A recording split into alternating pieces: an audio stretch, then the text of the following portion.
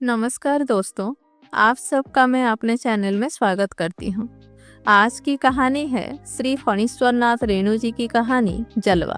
तो चलिए कहानी को बिना देर किए शुरू करते हैं। फातिमा दी को कभी देखूंगा और इस तरह देखूंगा, इसकी मैंने कल्पना भी नहीं की थी। इसलिए कुछ देर तक पटना मार्केट को स्वप्न लोक समझकर खोया खोया सा खड़ा रहा।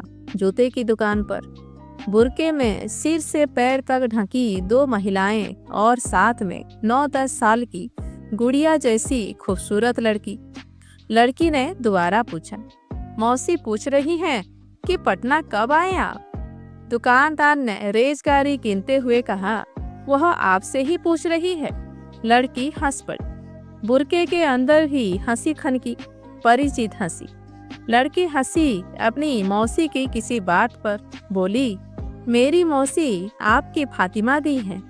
अब कत्थई रंग के बुरके के अंदर से फातिमा दी की चिर परिचित बोली स्पष्ट सुनाई पड़ी। सुना, दिल्ली या बम्बई में रहते हो? मैं पिछले 10 साल से पटना में हूँ। अजब बात, पटना में हो और कभी देखा नहीं। और आप?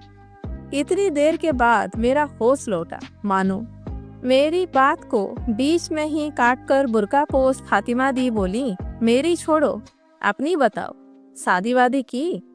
मुझे सकपकाया देखकर वह बोली, वाकरगंज गली में दानिश मंजिल देखा है ना, वहीं रहती हूँ। बहू को लेकर किसी दिन आओगे? कल ही आओ ना, सुबह 8 बजे।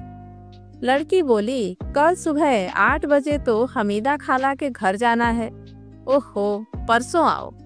मेरे मुंह से अनायास ही निकल पड़ा, प्रणाम, खुश रहो। फातिमा दी को कभी आदाब अर्ज नहीं कहा हमने। वह हमारे प्रणाम को कबूल कर हमेशा खुश रहो कहकर आशीर्वाद देती, किंतु फातिमा दी को इस तरह सिर से पैर तक ढका हुआ कभी नहीं देखा। उन दिनों भी नहीं जब वह परिचितों की निगाहों से बचकर रहती थी। रात भर नींद नहीं आई। आंखें मूंदते ही कत्थई रंग के बुरके में ढकी हुई छाया आकर खड़ी हो जाती। एक जोड़ी जालीदार आंखें। लाख कोशिश करके भी बुरके को हटाकर फातिमा दी का चेहरा नहीं देख सकता और छुझलाकर आंखें खोल लेता। अपने घरवाले की लंबी सांसों और छटपटाहटों को देख सुनकर कोई भी गृहिणी सशंक हो सकती है, मगर कथाकार की पत्नी जानती है कि कहानी गढ़ते समय उसका घरवाला इसी तरह बेवजह बेकरार होकर लंबी सांसें लेता करवटें बदलता है। अतः वह सुख से सोई रहती है। उस रात जगी हुई थी। पूछा, तुमसे कभी फातिमा दी के बारे में कहा है मैंने? नहीं तो कौन फातिमा दी? एक कहानी की फातिमा दी। बात को टालकर मैंने करवट ली। कहानी की फातिमा दी? अचरज हुआ कि फातिमा दी के बारे में अब तक अपनी पत्नी को कुछ क्यों नहीं सुनाया। नहीं, अचरज की कोई बात नहीं। कट्टर सनातनी की बेटी और हिंदू सभाइष्ट भाई की बहन को जानबूझकर ही मैंने कभी फातिमा दी की कोई बात नहीं बताई। डर था कि सुनकर मुंह बिदकाकर कुछ कह देगी। कहेगी एब्सर्ड नहीं, असाधारण। आज से 36 साल पहले भी लोगों ने कहा था एबनॉर्मल, अधपगली। मेरा सौभाग्य कि मैंने इस असाधारण महिला को बहुत करीब से देखा। याद आती है 1930 की उस सभा की। स्कूल की पिछवाड़े में भारी भीड़। ठाकुरबाड़ी के चबूतरे पर गांधी टोपी पहने कई लोग बैठे थे। एक 10-11 साल की लड़की लेक्चर दे रही थी। लड़की को पाजामा और कुर्ता पहने देखकर बहुत अचरज हुआ था। सुना, सोनपुर के मौलवी साहब की बेटी है।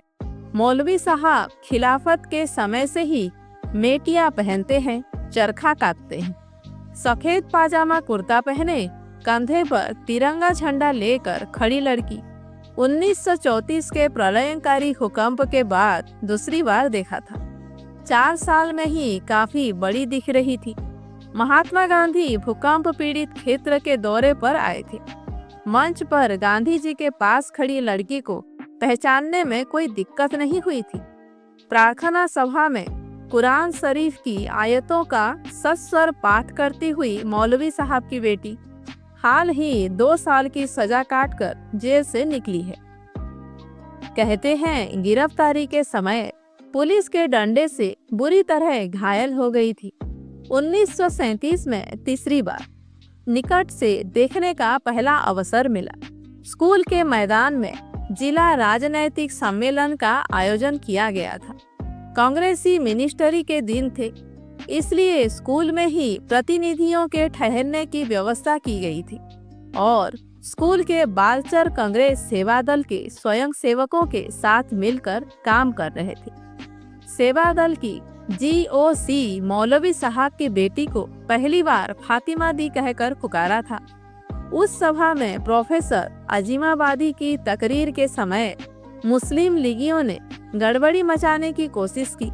फातिमा दी लपक कर मंच पर गई थी और उनकी तेज आवाज पंडाल में गूंज उठी थी, गद्दारों शर्म करो। और 1943 में 5 महीने तक दिन रात उनके साथ रहना पड़ा। बनारस, लखनऊ, इलाहाबाद और गोरखपुर की गलियों में आजाद तस्ता के क्रांतिकारी कार्यक्रमों को लेकर अलख जगाने वाली फातिमा दी की तस्वीरें आंखों के आगे आती हैं एक एक कर। गिरफ्तारी के समय पुलिस सर्जेंट की भद्दी गालियों के जवाब देते समय उनके चेहरे पर जो बिजली कौंधी थी। 1947 में हिंदू मुस्लिम दंगे के समय उपद्रवियों से जूझते समय उनके मुखमंडल पर जो आभा छाई रहती थी, सबको इस कत्थई रंग के बुर्के ने कैसे ढक दिया? यह कैसे हुआ?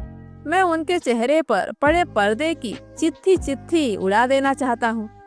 मैं फातिमा दी की सूरत देखना चाहता हूँ और वह चीख कर अपनी दोनों हथेलियों से अपना मुंह ढक लेती है। नहीं नहीं ओजू, अजीब, मेरा चेहरा मत देखो। सपना टूटने के बाद बहुत देर तक मैं चुपचाप पड़ा रहा। ऑल इंडिया रेडियो का सिग्नेचर ट्यून शुरू हुआ। हठात मन में एक ख्याल आया, आकाशवाणी के सिग्नेचर ट्यून को बदलने के लिए अब तक कोई गामा क्यों नहीं हुआ? यह तो शुद्ध अजान का सुर है। वायलिन पर चढ़ती उतरती नमाज की पुकार। दानिश मंजिल की सीढ़ियों पर चढ़ते समय मुझे लगा इस पुरानी इमारत की हर ईंट मुझे ताज्जुब भरी निगाहों से देख रही है।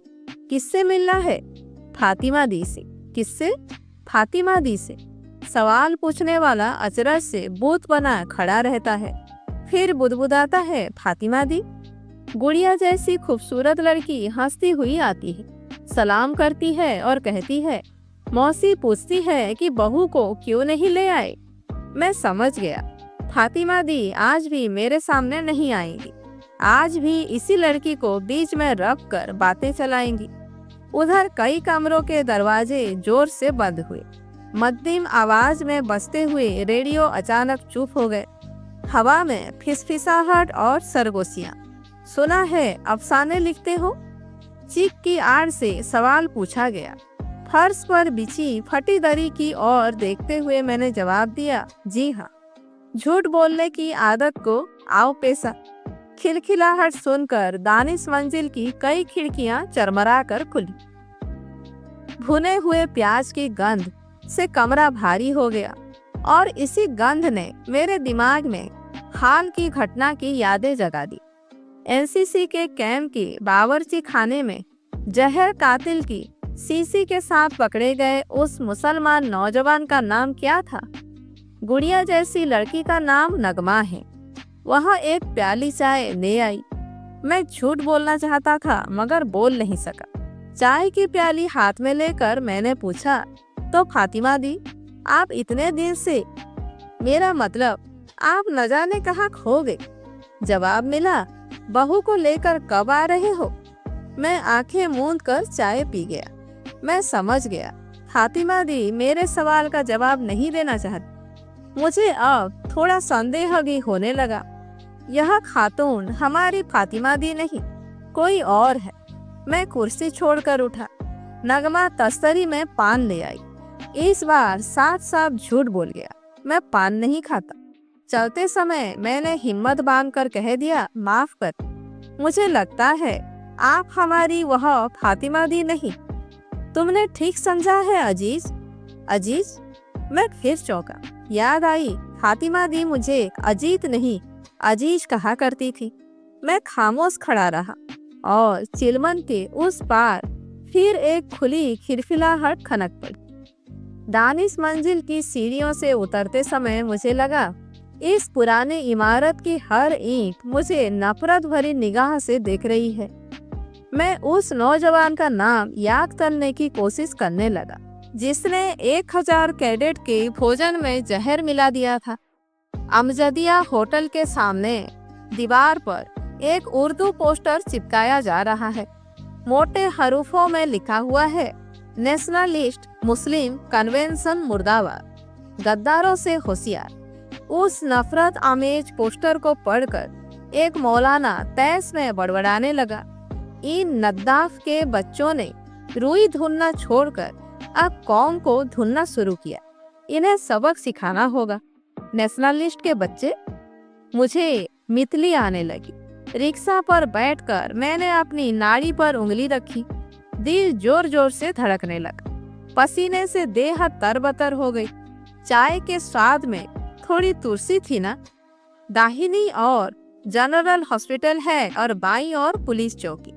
सोचने लगा पहले किधर जाना ठीक होगा, किंतु रिक्शा वाले ने पूछा तो जवाब दिया, राजेंद्र नगर ले चलो।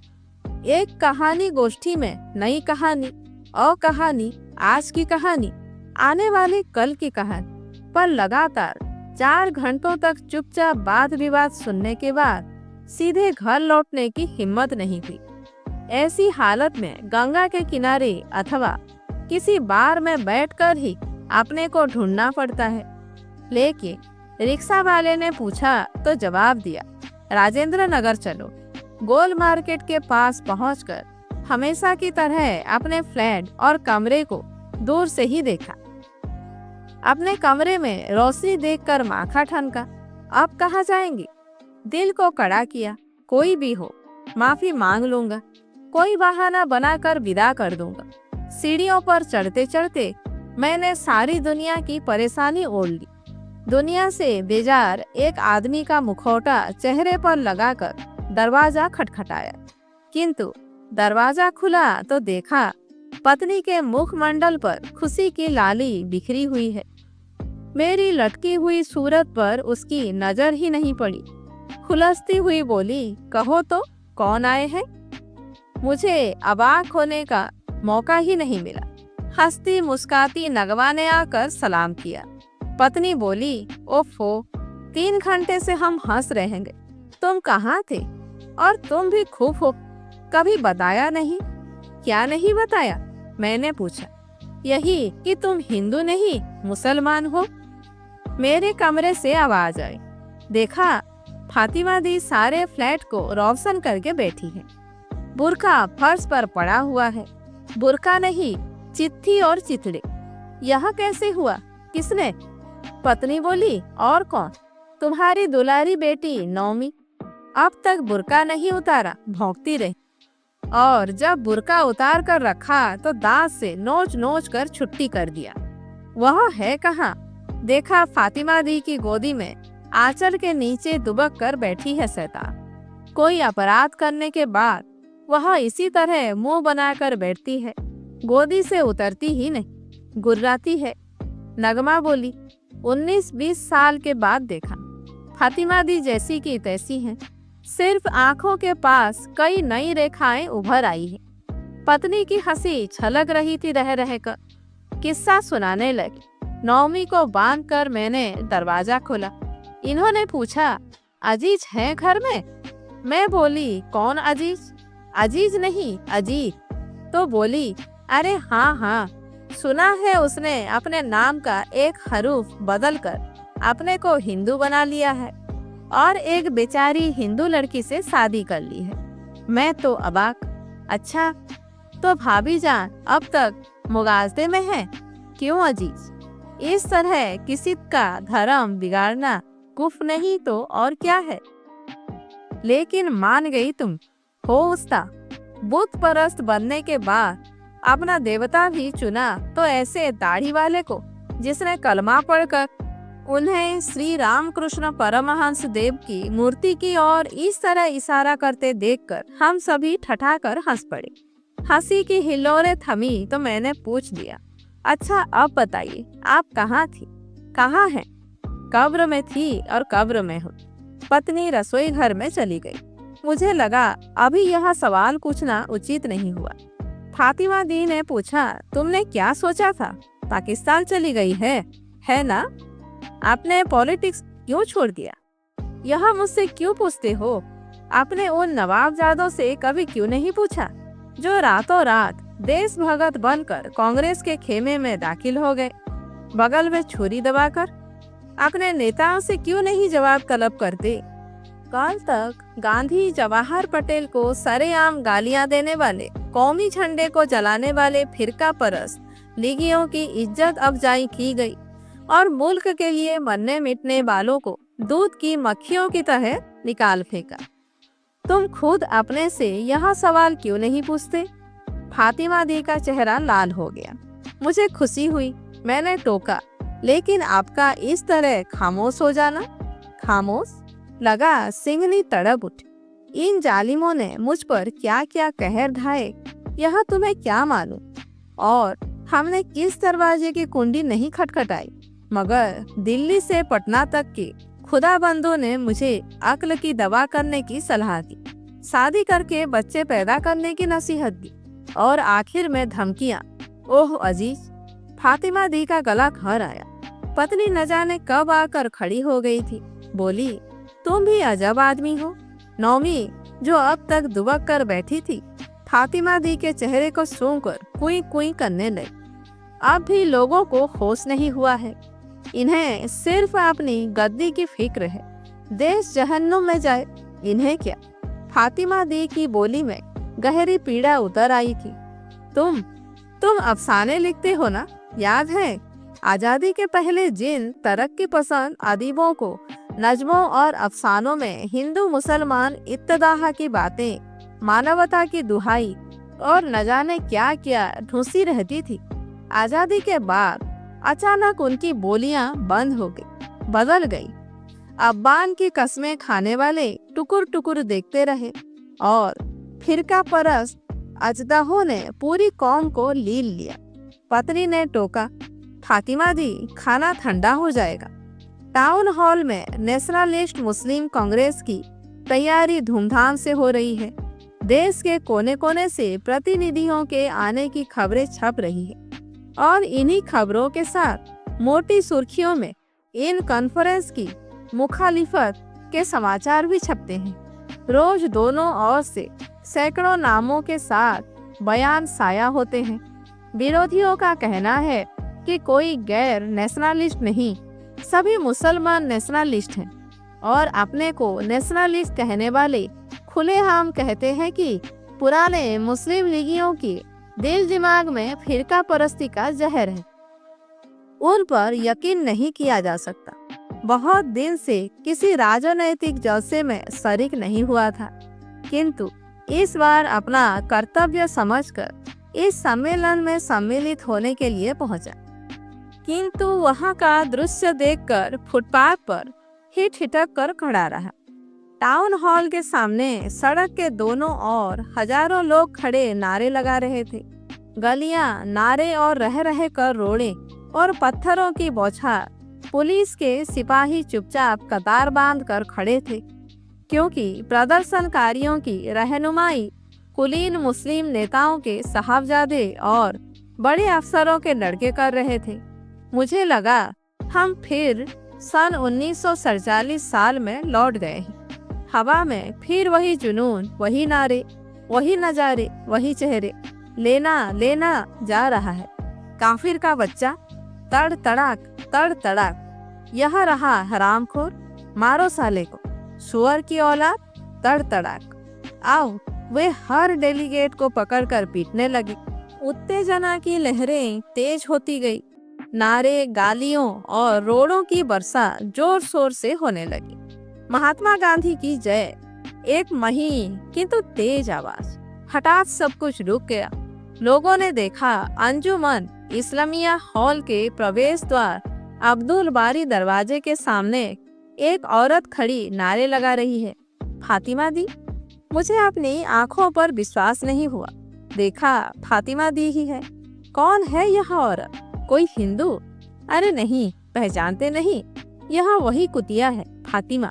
साली फिर कहाँ से आ गई? कुत्ती। पागलों का एक जत्था नाचता अश्लील गालियां देता हुआ फातिमा दी की ओर झपटा। फातिमा दी मुस्कुराती खड़ी रही।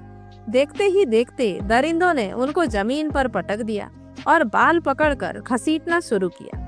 दोनों ओर खड़ी भीड़ ने तालियां बजाई, शाबाश। जब तक पुलिस के सिपाहियों की टुकड़ी पहुंचे, उन्होंने फातिमा दी के सभी कपड़े फाड़ दिए थे। मैं इससे आगे और कुछ नहीं देख सका। कई दिन के बाद बहुत हिम्मत बांधकर हम दोनों अस्पताल में फातिमा दी को देखने पहुंची। केबिन के दरवाजे के पास ही नगमा खड़ी मिली। हमें देखते ही बिलख बिलख कर रोने लगी। जानवरों ने फातिमा दी के चेहरे पर एसिड की शीशी उड़ेल दी थी। चेहरा झुलसकर काला हो गया है। एक आंख खराब हो गई, हाथ की हड्डी टूट गई है। आहट पाकर उनके होंठ थरथराए, शायद मुस्कुराने की कोशिश कर रही हैं। फिर धीमे स्वर में बोली, दूर पगला, यहाँ रोने आया है? जलवा देख। भाभी, कल सूजी का पायस, क्या कहते हैं उसको, परमान्न बनाकर ले आना। नौमी को भी साथ लाना। फातिमा दी को कभी इस तरह देखूंगा, इसकी कल्पना भी नहीं की थी हमने। तो दोस्तों, आज की कहानी यहीं पर समाप्त होती है। कहानी कैसी लगी कमेंट करके जरूर बताइए। अच्छी लगी हो तो एक लाइक कीजिए, जानने वालों को शेयर कीजिए और ऐसे ही वीडियोज आगे देखने के लिए मेरे चैनल को सब्सक्राइब करना मत भूलिए।